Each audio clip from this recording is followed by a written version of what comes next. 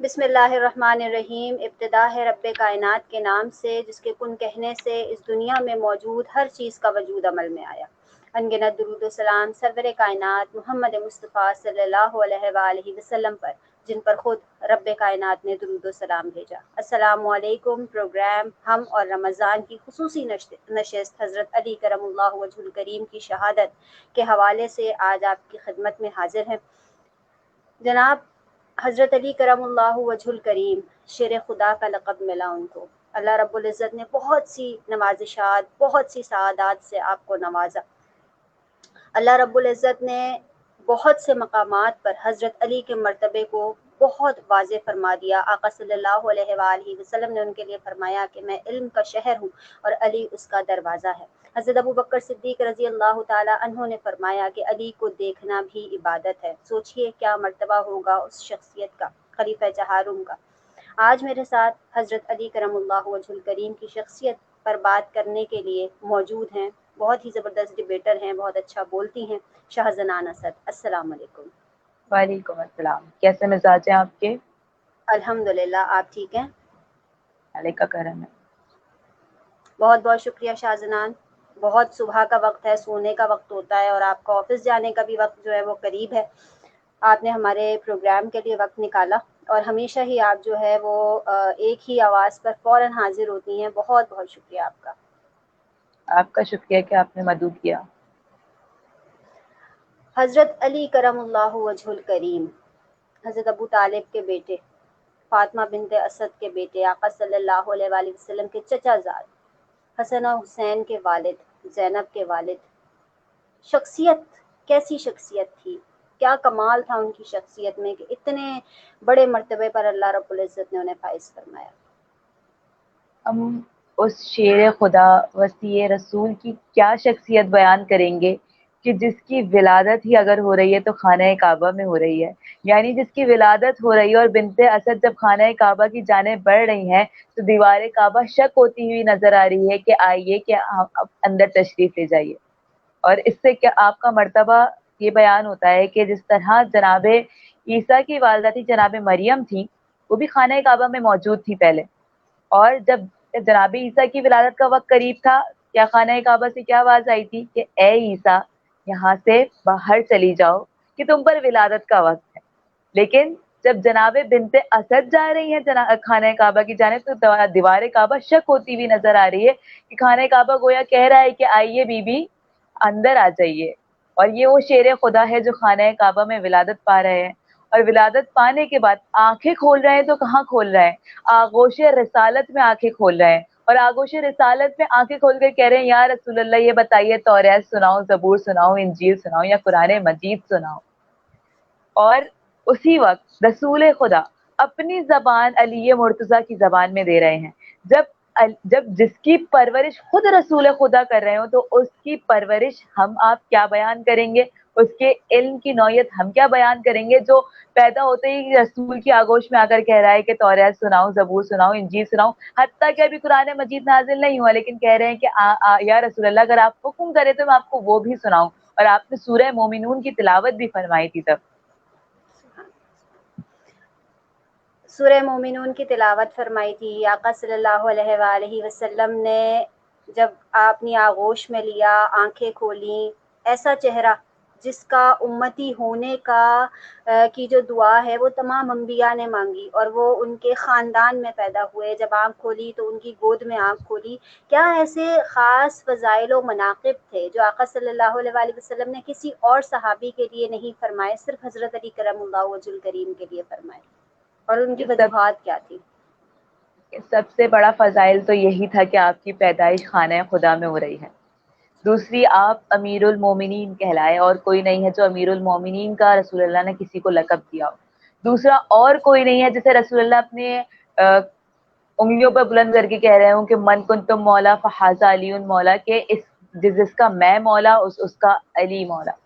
یہ فضیلت اور کسی کی نہیں ہے. یہ فضیلت اور کسی کی نہیں ہے کہ کوئی ممبر پہ کھڑے ہو کر سلونی کا دعویٰ کرے کہ مجھ سے پوچھ لو کہ جو پوچھنا چاہتے ہو اس سے قبل کہ میں تم میں نہ رہوں. اولائے کائنات کے بہت سارے ایسے فضائل ہیں جو کسی کو نہیں ملے. حتیٰ کہ یہ فضیلت کہ بی فاطمہ الزہرا سلام اللہ علیہا کا اب اگر کسی سے طے پاتا ہے تو وہ کون سی ذات ہے؟ شیر خدا علی مرتضیٰ کی ذات ہے، اس کے علاوہ اور کسی کی ذات نہیں ہے. جبکہ اتنے بڑے بڑے کیا کہیں گے آپ، بادشاہوں کی بیٹیوں کے رشتے آئے تھے، لیکن رسول خدا نے مسکرا کر کہا کہ میری بیٹی کے عقد کا اختیار میرے ہاتھ میں نہیں ہے، بلکہ پروردگار عالم نے اس کے لیے چن لیا ہے کہ کس کے ساتھ عقد ہے. کچھ جسے پروردگار عالم اپنی کنیز خاص کے لیے چن لے، اسے علی ابن ابی طالب کے ساتھ کہتے ہیں.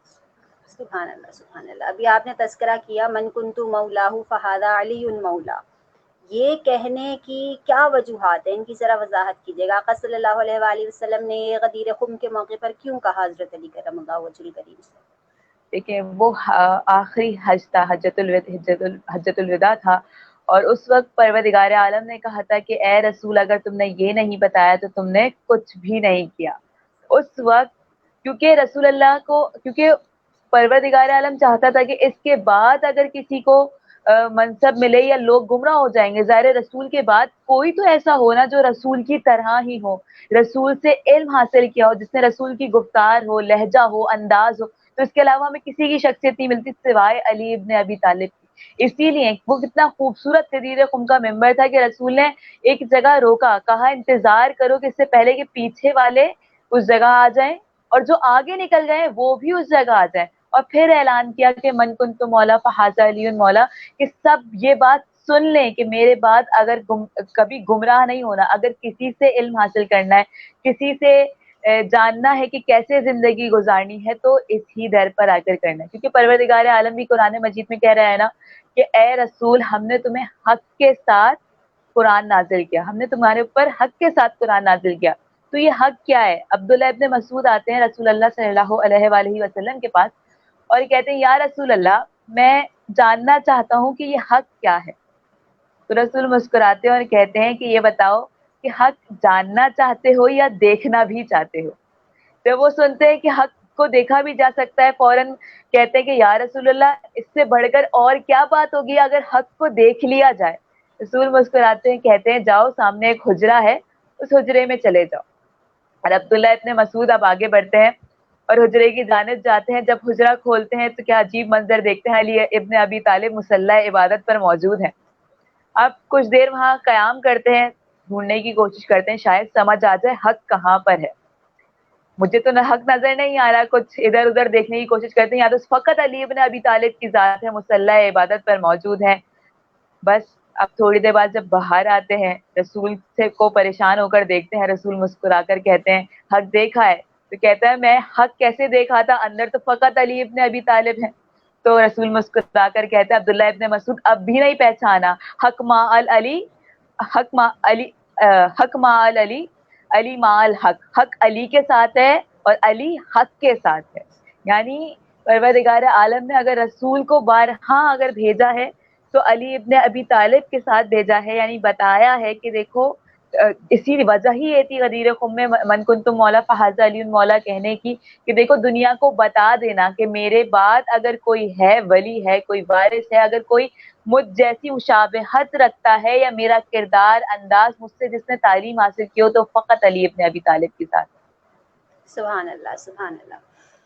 ایک بات جو حضرت علی کرم اللہ وجہ الکریم اکثر کہا کرتے تھے، اس بات کا مفہوم ذرا ہمیں سمجھائیے گا کہ یتیموں کا جو باپ ہے وہ علی ہے، اس کی وجہ کیا ہے؟ یہ جملہ کہنے کی وجہ کیا ہے کہ اگر دنیا میں کوئی یتیم ہو جائے تو وہ یہ نہ سمجھے کہ اس کے سر سے باپ کا سایہ اٹھ گیا، بلکہ اس کا باپ جو ہے وہ علی ہے. بالکل ایسا ہی ہے. مولا یہ کہا کرتے تھے، یہاں تک کہ پورے کوفے میں جب مولا کی شہادت ہوئی ہے نا اور طبیب نے کہا تھا کہ طبیب نے کہا تھا کہ بس مولا کو اتنی زہر، اس شدت سے زہر دیا گیا ہے کہ اگر وہ ایک بوند بھی پورے کوفے کو دیا جاتا نا تو پورا کوفہ مر جاتا. یہ شیر خدا کی ذات ہے جو 2 دن تک اس زہر کو برداشت کرتی رہی ہے. جب طبیب نے کہا تھا کہ اے حسن بس اتنا انتظام کر لو کہ جتنا ہو سکے ان کو زیادہ سے زیادہ دودھ دو، شاید ان کی تکلیف میں کمی ہو جائے اور شہادت میں کچھ تاخیر ہو جائے. اس وقت جب اتنا کہنا تھا نا، تو امام حسن اپنے حجرے سے باہر آئے. اب دروازے پر جیسے ہی گئے نا، چھوٹے چھوٹے سے بچے ہاتھوں میں دودھ کے پیالے لے کر کھڑے ہوئے تھے. پورا کوفہ کھڑا ہوا تھا اور کہہ رہا تھا کہ آج ہم دودھ نہیں پیئیں گے، آج ہمارے مولا کو دودھ دے دو، آج ہمارے آقا کو دودھ دے دو، آج انہیں ضرورت ہے، آج ہم نہیں پیئیں گے. اور جب امام حسن نے بتایا نا بابا جان دروازے پر چھوٹے چھوٹے سے بچے دودھ لے کر آئے ہیں، تو میرے مولا نے تڑپ کر کہا تھا کہ حسن جانتے ہو یہ لوگ کون ہیں؟ یہ سب یتیم ہیں، یہ وہ لوگ ہیں جن کی میں کفالت کرتا تھا، اور حسن ان کو منع کر دو. تمہیں پتا ہے کہ آج تک علی نے کسی یتیم کا حق نہیں کھایا. مولا کبھی نہیں چاہتے تھے کہ اپنے آپ کے کوئی اس دنیا میں ہوتے ہوئے اپنے آپ کو بے آسرا سمجھے، بے سہارا سمجھے. تو مولا نے اسی لیے بتایا کہ اگر کبھی بھی خود کو یتیم مت محسوس کرنا. آج تمہارا باپ زندہ ہے، یعنی علی ابن ابی طالب زندہ ہے. تم جب پکارو گے مدد کے لیے آئے گا، جب یاد کرو گے وسیلے سے دعا مانگو گے تمہاری دعا قبول ہوگی. حضرت علی کرم اللہ وجہ الکریم نے اپنی جتنی بھی زندگی گزاری، بچپن سے اگر آپ دیکھ لیں آقا صلی اللہ علیہ وآلہ وسلم کے ساتھ آپ رہے. آقا صلی اللہ علیہ وآلہ وسلم نے آپ کی تربیت کی. جب آقا نے مدینہ ہجرت کی تو علی کو بستر پر سلا کر گئے اور انہوں نے بڑا تاریخی ایک جملہ کہا کہ آج میں اس یقین سے سو رہا ہوں کہ مجھے یقین ہے کہ میں صبح اٹھوں گا، کیونکہ میرے آقا صلی اللہ علیہ وآلہ وسلم نے ارشاد فرمایا ہے.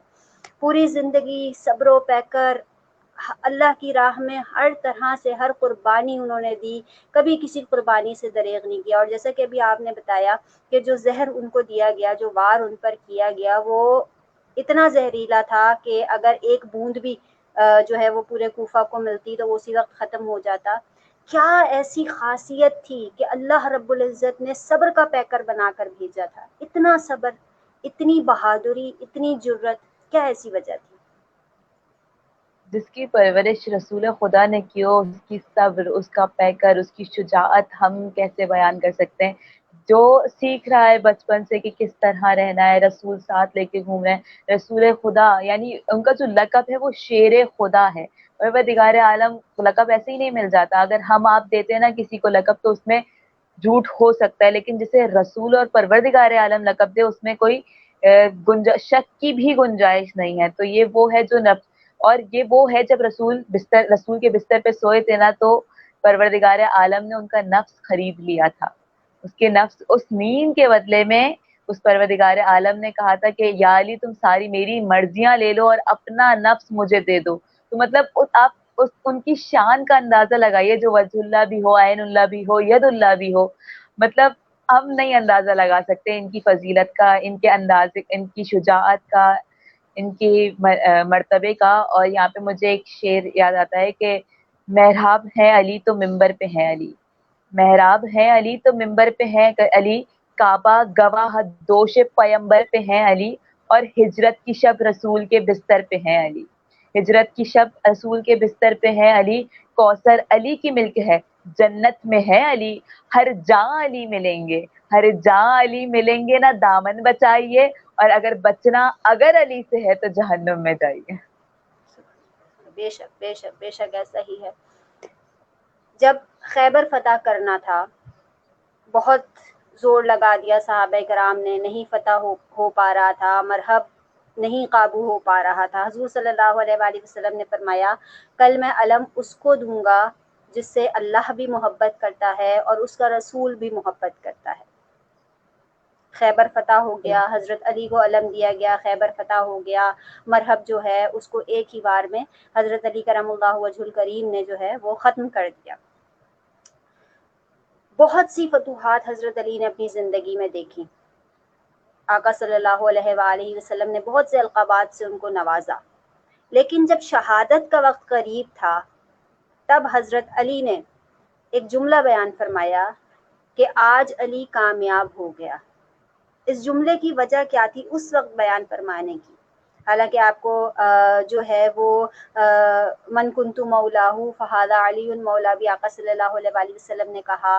آپ کو جو ہے وہ بہت سے مرتبے میں ملے. حضرت ابو بکر صدیق نے یہ بھی کہا کہ آقا صلی اللہ علیہ وآلہ وسلم نے فرمایا ہے علی کو دیکھنا بھی عبادت ہے. پھر جیسے آپ نے بیان کیا عبداللہ بن مسعود کا واقعہ کہ حق جو ہے وہ علی ہے، اس ہی موقع پر حضرت علی کرم اللہ وجہ الکریم نے یہ جملہ کیوں فرمایا؟ دیکھیں جنگیں جیتنا میرے مولا کائنات کے لیے کوئی بڑی بات نہیں تھی، کوئی شجاعت کی بات نہیں تھی، کیونکہ ان کے لیے جنگیں جیتنا ایک عام سی بات تھی۔ رسول کے ساتھ رہنا، ساری زندگی رسول کے ساتھ رہے تھے، فقط کس چیز کا انتظار کرتے تھے میرے مولا کائنات، یہ سب کچھ کیوں کر رہے تھے؟ دو چیزوں سے، ایک حب محمد میں اور ایک حب پروردگار عالم میں، جو ان کو جو چیز طاقت دیتی تھی نا، مطلب اگر خیبر کا در جو اکھاڑا تھا، مولا کائنات کی غذا کیا تھی؟ فقط جو کی تھوڑی سی سوکھی روٹی کھانے والا خیبر کا وہ در اکھاڑا جس کو فوجیں چلی گئی اکھاڑنے کے لیے، لیکن اکھاڑ نہیں پایا۔ لیکن میرا مولا کائنات ایک ہاتھ سے اس در کو اکھاڑتا ہوا نظر آ رہا ہے۔ کیا وجہ ہے اس کی؟ قوت پروردگار ہے، قوت محمد مصطفیٰ ہے ان کے پاس۔ تو جب مولا کائنات فقط ایک چیز کا انتظار کرتے تھے کہ میری کب میرے رب سے ملاقات ہوگی، جب وہ یہ رات آئی تھی نا، تو میرا مولا بڑا بے چین تھا، اپنے سینے خانہ میں ٹہلتا جاتا تھا اور انا للہ و انا الیہ راجعون کی صدائیں بلند کرتا تھا۔ تو بی بی ام کلثوم نے پوچھا تھا کہ اے بابا جان خیریت ہے؟ آج کیا وجہ ہے؟ آپ بہت بے چین نظر آتے ہیں۔ تو مولا کہتے ہیں کہ اے بیٹی، آج وہی دن ہے جس کا مجھ سے رسول نے وعدہ کیا تھا، آج میرے رب سے ملاقات ہے۔ جب ابن ملجم نے وار کیا تھا نا، لعنت ہو اس پر جس نے مولا کائنات پر وار کیا تھا، تو میرے مولا نے سب سے پہلا جملہ یہ ادا کیا تھا کہ فستو بے رب الکعبہ، رب کعبہ کی قسم آج علی کامیاب ہو گیا۔ یعنی میرا مولا انتظار کر رہا تھا اس وقت کا کہ کب وہ وقت آئے گا جب میرے رب سے ملاقات ہوگی۔ مطلب ہم اور آپ سمجھ ہی نہیں سکتے اس شخصیت کو، ہم نہیں اندازہ لگا سکتے کہ وہ شخصیت کیا ہے کہ جس کے سر پر کوئی وار کر رہا ہے تو وہ اس بات کو دہرا رہا ہے کہ فستو بے رب الکعبہ، رب کعبہ کی قسم آج علی کامیاب ہو گیا۔ یعنی آج علی کی اپنے رب سے ملاقات ہے، آج علی اپنے رب کی بارگاہ میں جانے والا ہے، جس کا وہ انتظار کر رہا تھا۔ فقط اس کا مفہوم یہی تھا کہ آج علی اپنے رب سے ملاقات کے لیے جائے گا۔ میرے مولا کے لیے جنگیں جیتنا کوئی اتنی بہادری کی بات نہیں تھی، اتنی شجاعت کی بات نہیں تھی، ظاہر ہے دنیا والوں کے لیے، سب کے لیے تھی، لیکن میرے مولا کے اپنے لیے سب سے بڑی بات کیا تھی کہ میں اپنے پروردگار عالم کی بارگاہ میں جا رہا ہوں، اپنے رب سے ملاقات کرنے جا رہا ہوں۔ اس سے بڑھ کر میرے مولا کائنات کے لیے اور کچھ بھی نہیں تھا۔ سبحان اللہ، سبحان اللہ۔ آخر میں کیا پیغام دینا چاہیں گی حضرت علی کی تعلیمات کے حوالے سے، ان کی شخصیت کے حوالے سے؟ ہم کس طرح سے اپنے عمل میں ان تمام چیزوں کو امپلیمنٹ کر سکتے ہیں؟ میرا مولا بارہا بتاتا ہے کہ کس طرح رسول کی پیروی کرنی ہے، کس طرح صبر کرنا ہے، کس طرح اپنی شجاعت، کہاں کہاں اپنی شجاعت دکھانی ہے، کہاں کہاں صبر سے کام لینا ہے، کہاں کس طرح رہنا ہے۔ اگر آپ سب سے بڑا پیغام جو جب دشمن نے، جب ابن رحمان ابن ملجم نے جب مولا کے سر پر وار کیا نا اور لوگ پکڑ کر لائے کہ مولا یہ آپ کا قاتل ہے، تو مولا نے پتہ ہی کیا کہا تھا؟ حسن بیٹا اس کو پہلے تو شربت دو کہ یہ پیاسا ہے۔ اس کو شربت، اپنے قاتل کو شربت پیش کر رہے ہیں، مطلب کیا اندازہ ہوگا، اپنے قاتل کو شربت پیش کر رہے ہیں اور کہہ رہے ہیں بیٹے سے کہ اے بیٹا دیکھو اس نے مجھے ایک ضربت لگائی ہے، تم بھی اس سے ایک ضربت لگانا، اس سے زیادہ تم اسے تکلیف نہیں دینا، کیونکہ اس نے بھی فقط مجھے ایک ضربت لگائی ہے، تو انصاف سے کام لینا، دیکھو اس کو بھی ایک ضربت لگانا۔ اللہ اکبر۔ مطلب آپ اندازہ نہیں لگا سکتے کہ بس پروردگار عالم دعا ہے کہ ہمیں ان شخصیات کی پیروی کرنے کی توفیق عطا فرمائے، ہمارے دل میں ان کی محبت، ہمارے دلوں کو ان کی محبتوں سے روشن کرتے، اگر ہمارے دل روشن ہو جائیں گے تو ہم خود بخود ان شخصیات کی پیروی کرتے چلے جائیں گے، ان کو پڑھیں جانیں اور ان کی شخصیات، ان لوگوں پر اپنی پیروی کرنے کی کوشش کریں۔ بہت دنیا میں ہم بہت سارے لوگوں کو آئیڈیل بنا رہے ہوتے ہیں کہ یہ آئیڈیل ہے، وہ آئیڈیل ہے، اگر ہم اپنے اسلام کو دیکھ لینا اس کے آگے کوئی آئیڈیل نہیں ہے۔ ان مولا کائنات کو دیکھ لینا کہ ان کے آگے کوئی شخصیت ایسی نہیں ہے جو آئیڈیل ہو۔ رسول خدا کو دیکھ لیں، علی مرتضیٰ کو دیکھ لیں، امام حسن کو دیکھ لیں، امام حسین کو دیکھ لیں، ان کے علاوہ ہمیں شاید کوئی آئیڈیل نہیں ملتا جن کو ہم دنیاوی لوگوں کو آئیڈیل بنا رہے ہوتے ہیں۔ بس پروردگار عالم سے دعا ہے کہ پروردگار عالم ہم سب کو اتنی توفیقات عطا کر کہ ہم ان کی پیروی کر سکیں، ان کے بتائے ہوئے راستے پر چل سکیں، ان کی جس طرح یہ ہمیں حکم دیتے ہیں رہنے کا، ہم اسی طرح پروردگار عالم کی پیروی کریں، اسی طرح ہم رہیں۔ آمین آمین آمین۔ بہت شکریہ شاہ زنان، بہت ہی خوبصورت انداز میں آپ نے حضرت علی کرم اللہ وجہ الکریم کی شخصیت کو بیان فرمایا، بہت زبردست سیشن رہا، بہت بہت شکریہ آپ کا۔ بہت شکریہ آپ کا، آپ نے مدعو کیا۔ جی ناظرین، آپ سب کا بہت بہت شکریہ جن جن لوگوں نے ہمیں دیکھا، ہمارے اس پروگرام کو پسند کیا، آپ تمام لوگوں کا بہت بہت شکریہ ادا کرنا چاہوں گی، اور آج کی مناسبت سے اپنے پروگرام کا اختتام اس بات سے کروں گی، شاہ مرداں شیر یزداں قوت پروردگار، لا فتح الا علی، لا سیف الا ذوالفقار۔ اللہ حافظ۔